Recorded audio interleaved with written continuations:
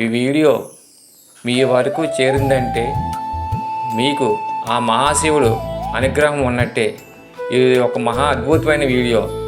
ఈ వీడియో మీరు చివరి వరకు వింటే మా మహాశివుడి యొక్క శివరాత్రి పర్వదినం ఏమిటి, ఆ పర్వదినం యొక్క మహాత్మ్యం ఏమిటి, ఇలా మొదలైనవన్నీ మీకు తెలుస్తాయి. ఈ వీడియో మొత్తం మీరు వింటే ఆ యొక్క కాశీలో 1,000,000 లింగాలు ప్రతిష్ఠితే ఎంత పుణ్యఫలం కలుగుతుందో, ఈ యొక్క మహాశివరాత్రి యొక్క పురాణ గాథ వింటే మీకు కూడా అంతే ఫలితం కలుగుతుంది. ఈ మహాశివరాత్రి పురాణ గాథ వివరించే ముందు మహాశివరాత్రి రోజుని ఎవరెవరు ఏమేమి చేసుకుంటారు, ఎలా చేస్తారు పూజా విధానం అనేది ముందడిగా మీకు వివరిస్తాను. దాని తర్వాత ఈ యొక్క శివరాత్రి పురాణ గాథలు మీకు వినిపిస్తాను. మహాశివరాత్రి హిందువులు ఆచరించే ఒక ముఖ్యమైన పండుగ. ఇది శివపార్వతుడి వివాహం జరిగిన రోజు. ఈ రోజు రాత్రి శివుడు తాండవం చేసే రోజు. హిందువుల క్యాలెండర్లో ప్రతి నెలలో వచ్చే శివరాత్రిని మాస శివరాత్రి అంటారు. కానీ శీతాకాలం చివరిలో, వేసవికాలం ముందు వచ్చే మాఘమాసములో ఫిబ్రవరి లేదా మార్చి నెలలో వచ్చే రోజుని మహాశివరాత్రి అంటారు. ఈ మహాశివరాత్రి చంద్రమాన నెల లెక్కింపు ప్రకారం మాఘమాసం కృష్ణపక్ష చతుర్థి రోజున వస్తుంది. హిందువుల పండుగలో మహాశివరాత్రి ప్రసన్నమైనది. ప్రతి ఏటా మాఘ బహుళ చతుర్థి నాడు చంద్రుడు శివుని జన్మ నక్షత్రమైన ఆరుద్ర నక్షత్రం యోగనప్పుడు వస్తుంది. శివుడు ఈరోజు లింగాకారంగా ఆవిర్భవించాడని శివపురాణంలో ఉంది. చంద్రమాన నెల లెక్క ప్రకారం ఈరోజు క్యాలెండర్లో ఫిబ్రవరి లేదా మార్చి నెలలో వస్తుంది. హిందువుల క్యాలెండర్ నెలల్లోని మాఘమాసము కృష్ణపక్ష చతుర్థి నాడు సంవత్సరంలో 12 శివరాత్రుల్లో మహాశివరాత్రి అత్యంత పవిత్రంగా భావించబడుతుంది. ఈ రోజంతా ఉపవాసం ఉండి రాత్రంతా జాగారం చేస్తారు. ఇది శివభక్తులకు అత్యంత పర్వదినం. ఈనాడు శివభక్తులు తెల్లవారుజామున లేచి స్నానం చేసి పూజలు చేసి ఉపవాసం ఉండి రాత్రంతా జాగరణ చేసి మరునాడు భోజనం చేస్తారు. రాత్రంతా శివ పూజలు, అభిషేకములు, అర్చనలు, శివలీల కథా పారాయణాలు జరుపుతారు. అన్ని శివక్షేత్రాల్లోని ఈ ఉత్సవం గొప్పగా జరుగుతుంది. శైవులు ధరించే భస్మము, అదే ఈబుది తయారు చేయడానికి ఈనాడు పవిత్రమైనదిగా భావిస్తారు. అలాగే దక్షిణ భారతదేశంలో మహాశివరాత్రి అంటే ఆంధ్రప్రదేశ్, కర్ణాటక, కేరళ, తమిళనాడు అన్ని దేవాలయాలు విస్తృతంగా ఈ శివ పూజ జరుపుకుంటారు. ఎందుకంటే శివుడు మొదటి ఆది గురువుగాను భావిస్తారు. శివుడి నుండి యోగ సాంప్రదాయం ఉద్భవించింది. సాంప్రదాయం ప్రకారము మానవ వ్యవస్థలో శక్తి సహజంగా సైద్ధాంతికంగా ఉంటుంది. ఆ శక్తి పెంపొందేందుకు ఈ రాత్రి శక్తివంతమైన గ్రహస్థానాలు అటువంటివి ఉంటాయి. 12 జ్యోతిర్లింగాలు. ఈ యొక్క 12 లింగాలు కూడా శివునికి పవిత్రమైన క్షేత్రాలుగా చెప్పబడింది. ఎందుకంటే ఈ యొక్క జ్యోతిర్లింగాలు స్వయంభూ లింగాలుగాను పిలుస్తారు. ఈ లింగాలన్నీ స్వయంభూగా వెలిచినాయి అని చరిత్రకారులు చెబుతూ ఉంటారు. అలాగే ఈ స్వయంభూగా వెలిచిన లింగాల తర్వాత దేవాలయాలు కట్టడం జరిగింది. లింగోద్భవ వేళ మహాశివరాత్రి రోజున శీతకాలం శివపూజ అనుసరించడానికి అనువైన సమయం. శివుడు లింగ రూపంలో భూమి మీద కనిపించింది నిశీతకాలం జరుపుకుంటారు. ఈ రోజున అన్ని శివాలయంలోనూ అత్యంత పవిత్రమైన లింగోద్భవ పూజ నిర్వహిస్తారు. పురాణ గాథల ప్రకారము మహాశివరాత్రి గురించి స్కంద పురాణము, లింగ పురాణము, పద్మ పురాణాలతో సహా అనేక పురాణాల్లో ప్రస్తావించబడింది. ఈ మధ్యయుగపు శైవగ్రంథాల నుండి ఈ పండుగను వివిధ రకాలుగా వర్ణించాయి. వీటిలో ఉపవాసము, శివుని చిహ్నంగా భావించే శివలింగానికి పూజలు చేయడం వంటివి ఉంటాయి. వివిధ పురాణాలు మహాశివరాత్రి యొక్క ప్రాముఖ్యతను వివరిస్తాయి. శైవ సాంప్రదాయంలో ఒక పురాణం ప్రకారం సృష్టి స్థితి లయకారకుడైన శివుడు తాండవం చేసే రాత్రి ఇది. స్తోత్రాలు, శైవగంధ ప్రకటనము, భక్తుల హోరు ఈ విశ్వం నిత్యంలో చేరి ప్రతి చోట శివుని ఉనికిని గుర్తు చేస్తుంది. మరొక పురాణం ప్రకారం ఇది శివుడి మరియు పార్వతి వివాహం చేసుకున్న రాత్రి. పేరుకు పురాణం ప్రకారం శివరాత్రి అనేది సంవత్సరానికి ఒకసారి శివలింగానికి పూజించడము, గతంలో చేసిన పాపాలను ప్రక్షాళన చేసుకోవడానికి, పుణ్యమార్గం జీవించి కైలాసం చేరుకోవడము, అలాగే క్షీరసాగర మథనం సమయంలో ఉద్భవించిన హలాహలం నుంచి ప్రపంచాన్ని కాపాడడానికి కోసం శివుడు దాన్ని సేవించి కంటలను దాచుకుని ఉన్నాడు. అందుకని నీలకంఠుడని పేరు పొందాడు. ఆ రాత్రినే శివరాత్రి అని కూడా చెప్పబడుతుంది. అలాగే ఒక్కొక్క పురాణ కథలో ఒక్కొక్క రకంగా చెప్పబడింది. మహా ప్రళయకాలంలో సర్వలోకాలు సముద్ర నీరుతో నిన్ను ఉన్నప్పుడు పార్వతీదేవి మహా ప్రళయ మంత్రం మళ్ళీ జీవశక్తిని పెంపొందించే నిమిత్తం తన భర్త శివుని ప్రార్థిస్తుంది అని మరొక కథనము. శివుని ద్వారా తీసుకురాబడిన ప్రళయం నుండి జీవాలను నివసిస్తున్న ఆత్మలను రక్షించేందుకు బంగారము, దుమ్ము, విత్తనం వంటి కణాలతో మైనపు మొదలతో ఉండిపోయే విధంగా పార్వతీదేవి ప్రార్థించారు. దేవత పార్వతి శివుడి వివాహం రోజు శివరాత్రి కూడా ఒక పురాణంలో చెప్పబడుతుంది. అలాగే శివుడికి ఇష్టమైన రోజు భూమి యొక్క సృష్టి పూర్తయిన తర్వాత భక్తులు ఆచారాలు పాటించేవారు. పార్వతీదేవి కృతజ్ఞతలతో ఆయన సంతోషపెట్టేందుకు శివుడిని కోరారు. అందుకు శివుడు జవాబుగా అమావాస్య రాత్రి పాల్గొన నెలలో కృష్ణపక్షంలో తన అభిమానమైన రోజు అని బదిలిచ్చాడు. పార్వతి ఆమె స్నేహితులకి ఈ పదాలను పునరావృతం చేసింది. వీరిలో నుండి ఆ పదం సృష్టి అంతా వ్యాపించింది. గంగా, యమున సంగమ స్థానములైన ప్రయాగలో, అదే ఈనాటి అలహాబాద్గా పిలుస్తారు. ఋషులు సత్రజాగం చేస్తున్న సమయంలో రమణ మహర్షి అని పేరుగాంచిన నూత మహర్షి అక్కడికి వస్తాడు. అలా వచ్చిన సూత మహర్షికి ఆ ఋషులు నమస్కరించి సర్వోత్తమైన ఇతిహాస వృత్తాన్ని చెప్పమనగా అతను తన గురువైన వేదవాసుడు తనకి చెప్పిన గాథను వివరిస్తాడు.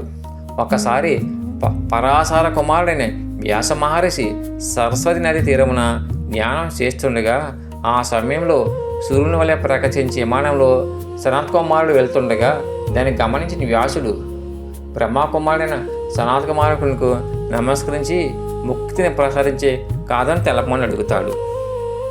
అప్పుడు మందార పర్వతం మీద బ్రహ్మకుమారుడైన సనత్ కుమారుడు తనకు నందికేశుడి మధ్య జరిగిన సంవాదాన్ని వ్యాసునికి చెప్పగా వ్యాసుడు సూతునికి చెప్పిన వృత్తాంతాన్ని సత్రయాగములోని ఋషులకు చెబుతాడు. సనత్ కుమారుడు నందికేశుడుని శివుని సాక్షాత్మైన మూర్తిగాను నిరంకారమైన లింగంగా పూజించడానికి సంబంధించిన వృత్తాన్ని చెప్పమంటాడు. దానికి సమాధానంగా నందికేశుడు ఈ వృత్తాంతాన్ని చెబుతాడు. విద్యుత్ దీపపు కాంతుల్లో నటరాజ స్వరూపుడైన పరమేశుడు ఒకప్పుడు ప్రళయకాలం సంప్రాప్తం కాగా మహాత్ములకు బ్రహ్మ, విష్ణువులు ఒకరితో ఒకరు యుద్ధానికి దిగారు. ఆ సమయంలో మహాదేవుడు లింగరూపంగా ఆవిర్భించాడని దాని వివరాలు ఇలా ఉన్నాయి. ఒకప్పుడు బ్రహ్మ అనుకోకుండా వైకుంఠానికి వెళ్తాడు. అంటాడు, నీ ప్రభువు వచ్చి ఉన్నాను, నన్ను చూడు అని అంటాడు. ఆరాధుడైన గురువు వచ్చినప్పుడు గర్వించిన మూడింటికి ప్రాయశ్చిత్తం విధించబడుతుంది అని అంటాడు. ఆ మాటలు విన్న విష్ణువు బ్రహ్మను ఆహ్వానించి ఆసనం ఇచ్చి నీ చూపులు ప్రసన్నంగా లేవివి అంటాడు. దానికి సమాధానంగా బ్రహ్మ, నేను కాలంతో సమానమైన వేగంతో వచ్చాను, పితామహుడను, జగత్తును నిన్ను కూడా రక్షించేవాడు అంటాడు. అప్పుడు విష్ణు బ్రహ్మతో, జగత్తు నాలో ఉంది, చేరుని వల్లే ఉన్నావు, నువ్వే నా నాభిలోని పద్మం నుండి జన్మించావు, కావున నువ్వు నా పుత్రుడు, నీవు వ్యర్థంగా మాట్లాడుతున్నావు అంటాడు విష్ణువు. ఈ విధంగా బ్రహ్మ విష్ణువులు చివరికి యుద్ధ సన్మధులవుతారు. బ్రహ్మ అంశ వాహనం పైన, విష్ణువు గౌడు వాహనం పైన ఉండి యుద్ధాన్ని ఆరంభిస్తారు. ఈ విధంగా వారు ఇరువురు యుద్ధం చేస్తూ ఉండగా దేవతలు వారి వారి విమానాలు ఆదరించి వీక్షిస్తూ ఉంటారు. బ్రహ్మ విష్ణుల మధ్య యుద్ధం అత్యంత ఉత్కంఠంతో జరుగుతూ ఉంటే వారి ఒక స్థలం పైన మరొకరు అగ్నిహోత్ర సమాన బాణాలు సంధించుకుంటూ ఉంటారు. ఇలా సమరము జరుగుతుండగా విష్ణువు మహేశ్వరస్తము, బ్రహ్మ పాశుప్రతస్థము ఒకరి మీద ఒకరు సంధించుకుంటారు. ఆ అస్త్రాలను వారు సంధించిన వెంటనే సమస్త దేవతలకు భీతి కలుగుతుంది. ఏమీ చేయలేక దేవతలందరూ శివునికి నివాసమైన కైలాసానికి బయలుదేరతారు. ప్రథమల గణాలకు నాయకుడైన శివుని నివాస స్థలమైన కైలాసంలో మనులతో పొదగబడిన సభ తేజస్తో విరజలుతూ ఉంటాడు. మహాదేవునికి పరిచారికలు శ్రద్ధతో విచంబరంలో విచుతూ ఉంటారు. ఈ విధంగా ఉన్న ఈశ్వరుని దేవతలు ఆనంద బాష్పాలతో స్పష్టంగా ప్రాణమిలుతారు. అప్పుడు ప్రమద గణాదుల చేత శివుడు దేవతల దగ్గరికి రమ్మని ఆహ్వానిస్తాడు. అన్ని విషయాలు వెలిగిన శివుడు దేవతలతో, బ్రహ్మ విష్ణువులు యుద్ధం నాకు ముందుగా తెలియను, నీ కలవరం గాంచి నాకు మరలా చెప్పనంటే ఎట్లా అంటాడు. బ్రహ్మ విష్ణువులకు ప్రభువు శివుడు సభలో ఉన్న 100 ప్రమాద గణాలకు యుద్ధానికి బయలుదేరమని చెప్పి తను అనేక వాద్యములతోని అలంకారములతో కూడిన వాహనంపై రంగురంగుల ధ్వజముతో విజమారుతూ పుష్పమారసంతో సంగీతము నాట్యమాడే గుంపులతో వాద్య సమూహంతో పార్వతీదేవితో బయలుదేరతాడు. యుద్ధానికి వెళ్ళిన వెంటనే వాద్యాలు ఘోషను ఆపి రహస్యంగా యుద్ధాన్ని తిలకిస్తాడు మహేశ్వరుడు. మహేశ్వరాస్త్రం ప్రచవృత్తాస్త్రం విధ్వంసాన్ని సృష్టించబోయే సమయంలో శివుడు అగ్ని స్తంభ రూపంలో ఆవిర్భించి ఆ 2 అస్త్రాలను తనలో ఐక్యం చేసుకుంటాడు. బ్రహ్మ విష్ణువులు ఆశ్చర్యచకితులై ఆ సమయం యొక్క అంతం కనుగొనడం కోసం వారి వాహనాలతో బయలుదేరుతారు. విష్ణువు అంతం కనుగొనకు వారాహ రూపుడై, బ్రహ్మ అది తెలుసుకున్నకు హంసరూపుడై బయలుదేరుతారు. ఎంత పోయినానో అంతం తెలియకపోవడం వల్ల విష్ణుమూర్తి వెనక తిరిగి బయలుదేరి సగం భాగానికి వస్తాడు. బ్రహ్మకు పైకి వెళ్ళే సమయంలో మార్గం మధ్యలో కామధేను కిందకు దిగుతూ ఒక మొగల పువ్వు బ్రహ్మ విష్ణుల సమరాన్ని చూస్తూ పరమేశ్వరుడు నవ్వినప్పుడు ఆయన జటాజటం నుండి జారినది ఆ మొగల పువ్వు. కింద పడుతున్నట్టు కనిపించాయి. ఆ రెండింటిని చూసి బ్రహ్మ, నేను అది చూశాను అని అసత్యం చెప్పండి, అపత్కల మందు అసత్యం చెప్పడం ధర్మ సమితమే అని చెప్పి కామదేవునితోనూ మొగల పువ్వుతోని ఒడంబడిక చేసుకుంటాడు. వాటితో ఒడంబడిక చేసుకున్న తర్వాత బ్రహ్మ తిరిగి స్వస్థానానికి వచ్చి అక్కడ ఉన్న విష్ణుని చూసి తన ఆదిని చూశానని, దానికి సాక్ష్యము కామధేనువు మొగల పువ్వు అని చెబుతాడు. అప్పుడు విష్ణువు ఆ మాటని నమ్మి బ్రహ్మకి షోడోపచారాలతో పూజ చేస్తాడు. కానీ శివుడు ఆ రెండింటిని వివరంగా అడుగుగా బ్రహ్మ స్తంభం ఆదిని చూడడం నిజమేనని మొగల పువ్వు చెబుతుంది. కామధేను మాత్రం నిజమేనని తల ఊపి నిజం కాదని తోకను అడ్డంగా ఊపింది. జరిగిన మోసాన్ని తెలుసుకున్న శివుడు కోపార్థుడయి మోసం చేసిన బ్రహ్మను శిక్షించడం కోసం శివుడు అగ్నిలింగ స్వరూపం నుండి సాకారమైన శివుడిగా ప్రత్యక్షం అవుతాడు. అది చూసిన విష్ణువు బ్రహ్మ శివునికి నమస్కరిస్తారు. శివుడు విష్ణువు సత్యవాక్యానికి సతచించి ఇక నుండి తనతో సమానమైన పూజ కైంకరాలు విష్ణువు అందుకుంటాడని, విష్ణువుకు ప్రత్యక్షంగా క్షేత్రాలు ఉంటాయని ఆశీర్వదిస్తాడు. శివుడు బ్రహ్మ గర్వం అణచడానికి తన కనుబొమ్మల నుండి భైరవుని సృష్టించి పదునైన కత్తితో ఈ బ్రహ్మను శిక్షించమని చెబుతాడు. ఆ భైరవుడు వెళ్ళి బ్రహ్మ పంచముఖాలలో ఏ ముఖమైతే అసత్యం చెప్పిందో ఆ ముఖాన్ని పదునైన కత్తితో నరికివేస్తాడు. అప్పుడు మహావిష్ణువు శివుడి వద్దకు వెళ్ళి, పూర్వం ఈశ్వర, చిహ్నంగా బ్రహ్మకు 5 ముఖాలు ఇచ్చి ఉంటివి, ఈ మొదటి దైవము అగు బ్రహ్మను ఇప్పుడు క్షమించమని అంటాడు. ఆ మాటలు విన్న శివుడు శరణి జోడించిన బ్రహ్మను పిలవాలని తప్పుడు చేతకే దండించిన తప్పు తెలుసుకుని తర్వాత కారుణ్యమును ప్రకటించిన తండ్రిలాగా ఉద్దేశించి గొప్ప వరము ప్రసాదించను. బ్రహ్మను క్షమించి, ఓ బ్రహ్మ, నీకు గొప్పనైనను దుర్లభమైన వరం ఇస్తున్నాను. అగ్ని ఓష్టమము దర్శనము మొదలగు యజ్ఞంలో నీది గురుస్థానం. ఎవరేని చేసినా యజ్ఞంలో అన్ని అంగములు ఉన్న అన్నిటి సరిగ్గా నిర్వహించిన యజ్ఞ నిర్వహణం చేసిన బ్రాహ్మణులకు దక్షిణాలు ఇచ్చిన నువ్వు లేని యజ్ఞం వ్యర్థం అగునని వరమించడు. ఆ తర్వాత కేతాకీ పుష్పం వైపు చూసి అసత్యం పలికిన నీతో పూజలో ఉండకుండా ఉండుగాక అని అనగానే దేవతలు కేతాకి పుష్పాన్ని దూరంగా ఉంచుతారు. కేతాకి పుష్పం అంటే మొగల పువ్వు. దీనితో కలర్ చెందిన ఆ పుష్పం పరమేశ్వరుడు పైన నిన్ను చూసిన తర్వాత కూడా అసత్య దోషం ఉండునా అని మహాదేవుని సూచిస్తుంది. దానితో ప్రీతి చెందిన శివుడు అసత్యం చెప్పినా నిన్ను ధరించడం జరగదు, కానీ ఈ కేతాకి పుష్పాన్ని నా భక్తులు ధరిస్తారు. అదే విధంగా కేతాకి పుష్పం చెత్త రూపంలో నాపై ఉంటుందని చెబుతాడు. అలాగే అసత్యాన్ని చెప్పిన కామదేవుని కూడా శివుడు శిక్షించదలిచాడు. ఆ అసత్యం అన్నందుకు పూజలు ఉండవని శివుడు కామదేవుకు శాపమిస్తాడు. తోకతో నిజం చెప్పాను కనుక క్షమించమని కామధేనువు శివుని ప్రాధాన్యపడుతుంది. ఆ బోలాశంకుడు కనుక కోపం దిగమింగి ముఖంతో అసత్యమో మాడితో కనుక నీ ముఖము పూజేయము కాదు, కానీ సత్యమైన నీ వృషభ భాగము పునితమైన. వృషభ భాగం అంటే ఆవుకు వెనుక భాగం. ఆ విధంగా ఈ వెనుక భాగం పూజలు అందుకోండి ఆ శివుడు వరమిచ్చును. అప్పటి నుండి గోముఖము పూజము కానిదేంది, గోమూత్రము, గోమయము, గోకిరములు పునితములైనవి, పూజ పురస్కారాలతో వాడబడుచున్నవి. ఒకనాడు కైలాస పర్వతము శిఖరం పైన పార్వతి పరమేశ్వరులు సుఖసీనులై ఉండగా పార్వతి శివునితో అన్ని వ్రతముల్లోనూ ఉత్తమగు వ్రతమును భక్తి ముక్తి ప్రదాయకమని దాన్ని తెలపమని శివుని కోరును. అప్పుడు శివుడు శివరాత్రి వ్రతము దాని విశేషణ తెలియజేశాడు. దీన్ని మాఘ బహుళ చతుర్థి నాడు ఆచరించవలనని, అలాగే తెలిసి కానీ తెలియక కానీ ఒక మారు చేసినాను ఈ వ్రతం యముని నుండి తప్పించుకుని ముక్తి పొందుతారని దాని దృష్టాంతంగా ఈ కింద విధంగా వినిపించాను.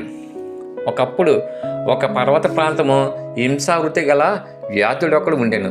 అతడు ప్రతి ఉదయము అడవికి వెళ్ళటకు వెళ్ళి సాయంత్రం ఏదైనా మృగం చంపి తెచ్చుచూ కుటుంబాన్ని పోషించేవాడు. కానీ ఒకనాటి ఉదయము బయలుదేరి అడవి అంతా తిరిగినాడు. ఒక మృగం కూడా దొరకలేదు. చీకటి పడుతుంది. ఉత్త చేతులతో ఇంటికి వెళ్ళాలా అని ఇంటికి వెళ్ళడానికి మనస్సు అంగీకరించక మరీ వెనుతిరిగాను. దారిలో అతనికి ఒక తాటకం కనిపించాను. ఏమైనా మృగాలు నీరు త్రాగడం కోసము హెచ్చటికి తప్పకుండా వస్తాయని వేచిచూ ఉండెను. వాటిని చంపవచ్చని ఆలోచించాను. దగ్గరనున్న ఒక చెట్టు ఎక్కి తన చూపులకు అడ్డంగా ఉన్న ఆకులను కాయలను విరిచి కింద పాడేసాగాడు. చలికి శివ అని వణుకుచూ ఇల్లు వెక్కు పెట్టి మృగాల కోసం వేచిచుండెను. మొదటి జామున ఒక పెండిలేడి నీరు తాగడకు అక్కడికి వచ్చాను. వ్యాధుడు దానిపై బాణం విడవబోగా లేడి భయపడకు వ్యాధుడా, నన్ను చంపకము అను మనసు వ్యాఖ్యలతో ప్రార్థించాను. వ్యాధుడు ఆశ్చర్యపడి మనుషుల వల్లే మాట్లాడు నీ సంగతి తెలియమని కోరిను. దానికి జింక, నేను పూర్వజన్మన సరసను హిరణ్యకశిపుడు రాక్షసుని ప్రేమించి శివుని పూజించటం మర్చితిని. దానికి రుద్రుడు కోపించి, కామాతురాయి నువ్వు నీ ప్రియుడును జింకలుగా 12 ఏళ్ళు గడిపి ఒక వ్యాధుడు బాణంతో చంపనుండగా శాపము విముక్తులవుతారని సెలవిచ్చాను. నేను గర్భిణిని, ఆ యదను కనుక నన్ను వదలము. మరొక్కటి పెండి జింక ఇక్కడికి వచ్చాను. అది బాగా బలిస్తున్నది, కావున దాన్ని చంపము. లేనిచో నేను వసతికి వెళ్ళి ప్రసవించి శిశువును బంధువులకు అప్పగించి తిరిగి వస్తానని అతను ఒప్పించి వెళ్ళాను. 2వ జాము గడిచాను. మరొక పెండి జింక కనిపించని. వ్యాధుడు సంతోషించి వెళ్ళి వెక్కెట్టి బాణం ఇడవబోగా అది చూసి జింక భయపడి మానవాక్కులతో, యో వ్యాధుడా, నేను విరహంతో కుషించుచున్నాను. నాలో వేదమాంసములు లేవు. నేను మరణించిన నీ కుటుంబానికి సరిపోను. ఇక్కడ అత్యంత స్థూలమైన మగజింక ఒకటి రాగలదు, దానిని చంపుము.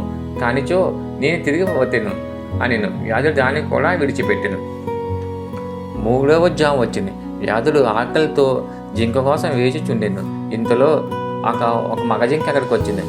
వీటితో బాణం విడవబోగా ఆ మృగం వ్యాధ్యం చూసి మొదట 2 పెండి జింకలు తన ప్రియురాలని తనే చంపాడని ప్రశ్నించాను. అందుకు వ్యాధుడు ఆశ్చర్యపడి ఆ 2 పెండి జింకలు మరలే వచ్చుటకు ప్రతిజ్ఞ చేసి వెళ్ళినవి నిన్ను నాకు ఆహారంగా పంపుతాయని చెప్పాయి అన్నాడు.